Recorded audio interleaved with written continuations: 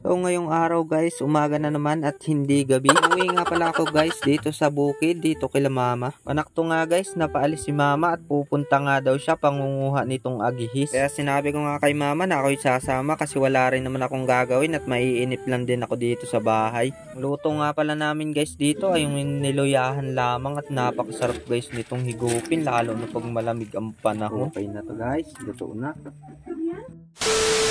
Isang napakaulang araw ngayon dito sa bukid dahil nga kami ay may pupuntahan at mag-aagihis nga kami. Sabi ni mama na kumain daw muna kami kasi matataglan kami. Kaya dali-dali na nga ako pumunta guys dito sa palikuran ng aming bahay. Para nga kumuha ng talbos kamuti guys. Ito guys ay tanim ni mama. Dahil may nakita nga akong isda pa sa refrigerator ay ilalaho ko ito guys. Aasiman ko guys yung isdang tilapia na huli ng mga kapatid ko sa pamamana. Pagkakuha ko nga nung ating talbos kamuti ay kumukulo na rin yung ating sabaw kaya inilagay ko na guys dito yung tilapia. Pagkalipas nga ng ilang minuto ay kumulo na rin yung ating sabaw kaya inilagay ko na nga rin dito yung talbos kamuting pula at saka yung kulay puti. Pagkaluto nga nito guys ay agad-agad na rin akong kumuha para maumpisan ko na ang pagkain nang kami makaalis na rin. Kung nakarating ka nga pala guys sa part na ito, paki-comment naman kung tagasan ka para nalalaman din namin kung hanggang saan nakakaabot yung aming mga video. Sa part na to guys ay nagbibihis na nga ako pero bago yan nagmodel muna ako dyan. Grabe guys talaga yung mga damoves ko dyan, pang bodybuilders competition. Pagkatapos ko nga guys magbihis ay dali-dali na nga agad kaming umalis. Siyempre nagbaon ako ng tubig para pag nauuhaw tayo may maiinom tayo. Bago nga pala tayo makarating doon sa agihisan ay medyo malayo-layo kaya nag-tricycle kami dito. At pagkalipas nga guys ng ilang minuto ay nakarating na rin agad kami. Guys, dito tayo daw. Dito na daw tayo. Dito. Subukan natin. Kaya dito. Bumabaw ang tubig. Kaso guys, pinanghinaan kami ng loob kasi yung dating pinagkukunan namin ng agihis ay bumabaw ang tubig at nagkamatayan na nga yung maraming agihis. Pero sinubukan pa rin namin guys dito kung may makukuha pa rin kami. Ano pa? Meron dyan? Nga guys ay sa kasamaang palad ay madaming patay na agihis na laang.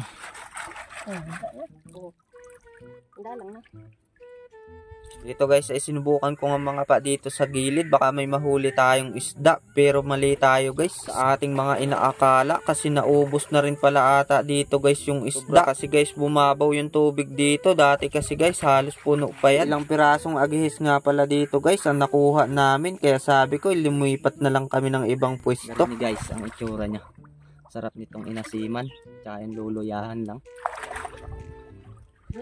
Doon tayo guys, mali pa tayo ng binyo. Sa irrigation tayo. Wala dito guys, nahibas dati ang dami ditong agihis. Ngayon siguro dahil nagtag-init, nahibas masyado yung tinitirhan nila. Pero mayroon pa dong isa, susubukan natin yung isa. Kabila din. Magtatry kami din eh. Kung may agihis din ba? Yan dito na. Subukan natin. Oh, mayroon.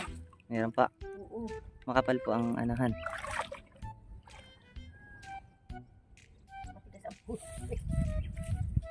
Dahil sabi nga ni mama na mayroon nga tayo ditong makukuhang agihis ay agad na rin akong bumaba para marami na rin kaming makuha. Sayang kasi guys kung isang lakad natin ay wala tayong mapapala.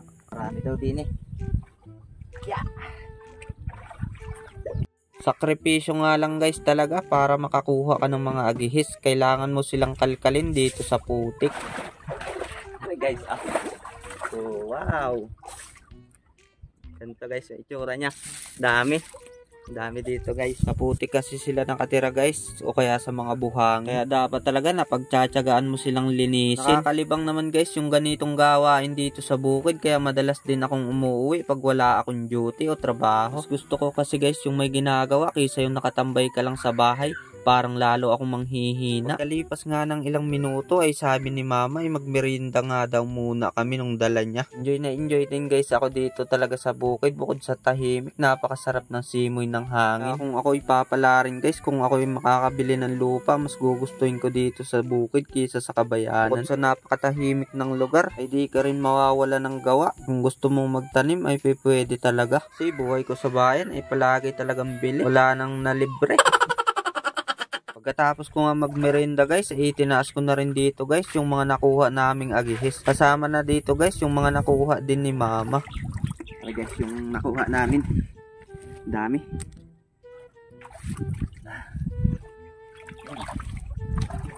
Lalagay na natin to sa lalagyan natin.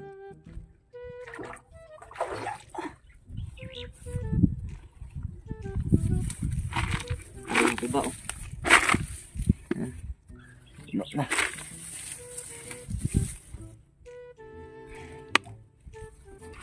Lagay natin dito.